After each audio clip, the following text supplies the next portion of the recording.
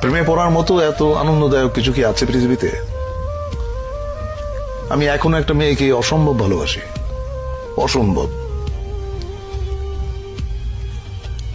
কে সে? এটা বলা ঠিক হবে না, ওর ক্ষতি হবে।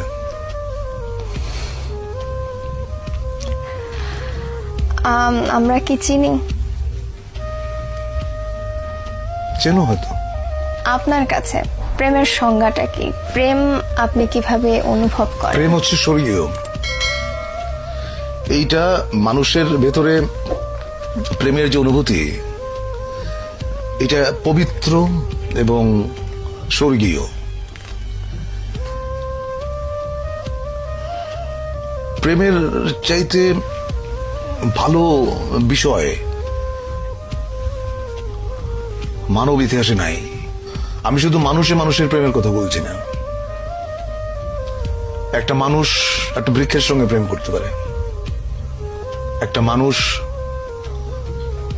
তার বাসার জানালার পাশে যে গাছটি আছে সেখানে যারা দোয়েল পাখি বসে, সে তারও প্রেমে পড়তে পারে, তাই না? সাধারণত আমরা প্রেম বলতে বুঝি খুব ছোট্ট কথা, সেটা হচ্ছে যে একটা ছেলে একটা মেয়ে।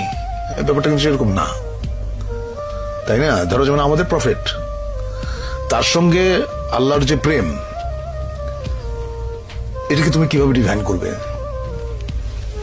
এটা ডিফাইন করা সম্ভব না।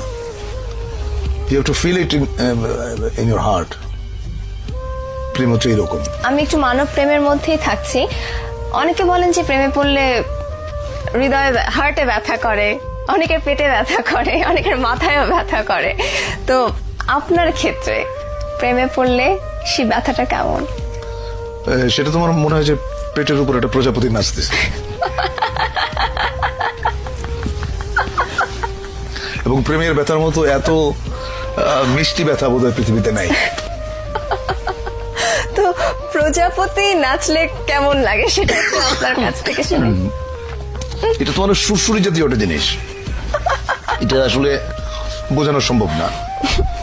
তুমি হয়তো কাউকে ভালোবাসো বা কারো প্রেমে পড়েছো, তুমি তোমারটা তোমার মতো করে বুঝবে, আমি আমারটা আমার মতো করে বুঝবো। আচ্ছা, আপনার ওই যে ক্যামেরাম্যান যে আছে এখানে, কি নাম তোমার? হ্যাঁ, ছোটন। ছোটন। ছোটন ওর প্রেমের অনুভূতি কি এটা ও বুঝবে, ওটা তো আমি বুঝবো না। আমি যখন বালক ছিলাম তখন প্রেম বলতে যেটা বুঝতাম, পরিণত বয়সে এসে আমি দেখলাম প্রেম